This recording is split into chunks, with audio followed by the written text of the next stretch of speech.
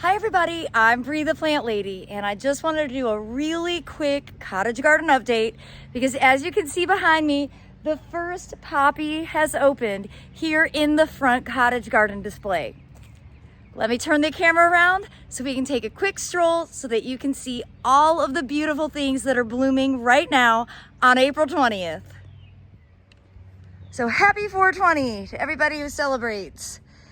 And I was so excited when I walked out today and I saw this brilliant red bloom. I just love the red with the blue from the bachelor buttons and the larkspur.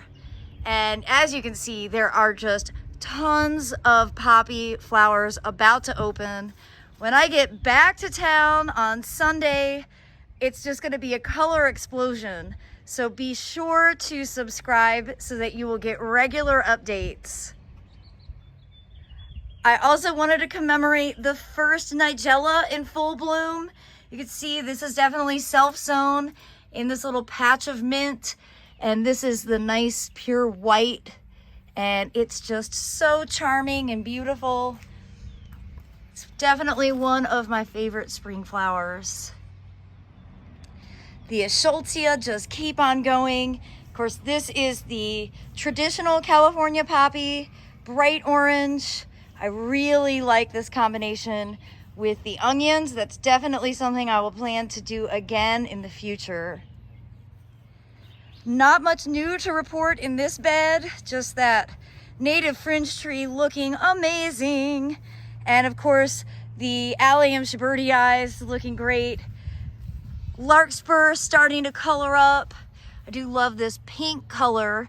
Remember, all of my seeds are open pollinated, so you get a wide range of different rainbow colors. But I can't wait to show you the self-sown poppies over here in the pathway. As you can see, the crimson clover barley planting around the pool looks awesome. It's so tall you can barely even see that there is a feed tank in there. And the cottage borders along the deck are really starting to get nice and colorful. I bet by Sunday there'll be twice as many flowers in bloom. This is a really exciting time of year because so much happens so quickly.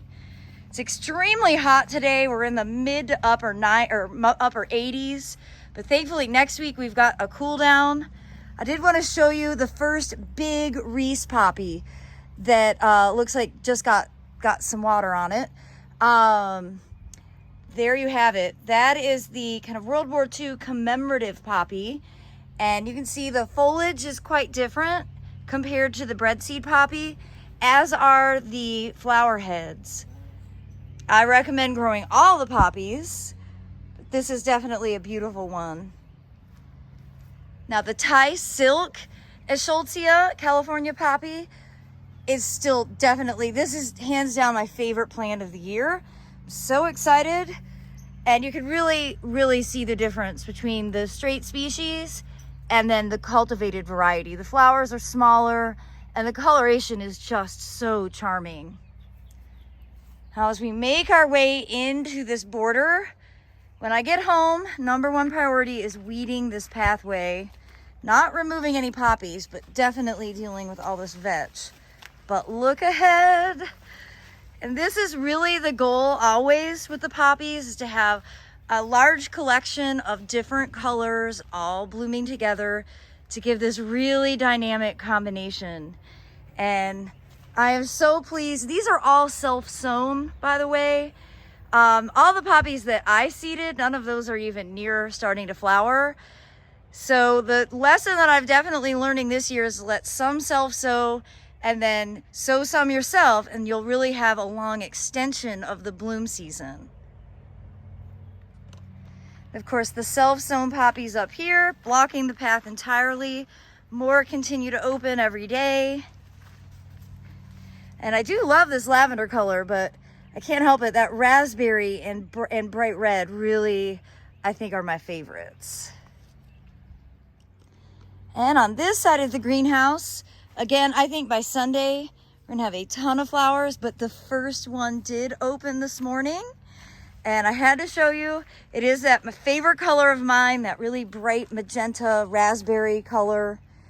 I just love it so much. I'm thrilled. As you can see, there will be a lot more flowers from this individual plant. And of course, lots more to come that were self-sown. Behind it, you can see the poppies that I seeded. And I believe this was done around December 20th. And all of these were done December 20th in these root pouches. So those will be blooming definitely in time for the spring open garden. So this is the time of year where I get a million questions about seeding poppies, and it's too late. I'm sorry, it's too late. If you want to do this, you want to have your garden look like this, you have to follow my instructions and actually do this when I tell you to do it in late fall, early winter. The poppies don't have a lot of heat tolerance, so they're going to melt once it gets really hot here in Zone 7, Central North Carolina. So now is not the time to sow the poppy seeds. Now is the time to enjoy what you did over the winter time. So if you have questions, please go back and watch the videos in the How to Grow Poppies playlist, because all of the information that you need is there to have a successful, beautiful experience growing these wonderful plants. Well, as always, I hope you'll be inspired by this video. Please like it, share it with your friends, and be sure to subscribe to the Bree the Plant Lady YouTube channel for more practical gardening advice right here from my Zone 7 Central North Carolina garden.